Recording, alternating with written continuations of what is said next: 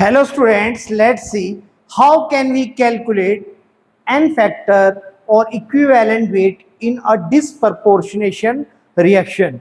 So today we will discuss a very good, important and very easy trick by which we can calculate n factor in disproportionation reaction very easily. Let's see. First of all, we have to understand what is the disproportionation reaction. Disproportionation reaction is actually the type of a redox reaction in which one element, means we can say same element, get oxidized as well as reduced, or we can say same element of reactant oxidation number is increased as well as decreased. So that type of redox reaction are known as disproportionation reaction. For example, that is an example of disproportionation reaction. Here chlorine is in native state, or we can say chlorine is present as in elemental state. That's why its oxidation number is 0. Now oxidation number of Cl negative, it is -1, and oxidation number of Cl we can calculate here, that will be +5. So we can say that oxidation number of Cl2, when we are going 0 to -1, so oxidation number of Cl is decreasing, means that is a reduction process. And when we are going from 0 to +5, it means oxidation number of Cl atom is increasing. It means that is oxidation process. That is oxidation, that is reduction. So we can say in this reaction Cl atom is reduced as well as oxidized. So when same element is reduced as well as oxidized, or same element, oxidation number of same element is increased as well as decreased, these type of reaction are known as disproportionation reaction. So let's see how can we calculate the n factor of chlorine.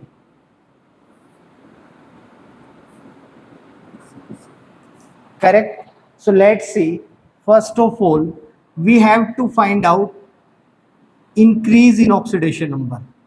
Increase in oxidation number, or we can say net increase in oxidation number. So 0 to -1, that is the change is 1, but here 2 atoms are present, that's why 1 into 2. So net increment in oxidation number is 2. Now let's see decrease in, that is a decrease in oxidation number. Now let's see increase in oxidation number. When we are going to 0 to 5, then there is increase in oxidation number 5 plus 5. But here 2 chlorine atom are present, that's why 5 into 2. So net increment in oxidation number, that is 10. So decrement in oxidation number 2 and increment in oxidation number, that will be equal to 10. So let's see, that is x and that will be y. So its n factor we can calculate by a formula. N factor is equal to x into y divided by x plus y. So what was the x? X is 2 multiplied by 10 divided by 2 plus 10. So that is equal to 20 by 12. So we can say that is equal to 10 by 6 or 5 by 3. So its n factor will be 5 by 3. So n factor of chlorine will be 5 by 3. 5 by 3. And how can we calculate the equivalent weight of chlorine? It's very simple. Equivalent weight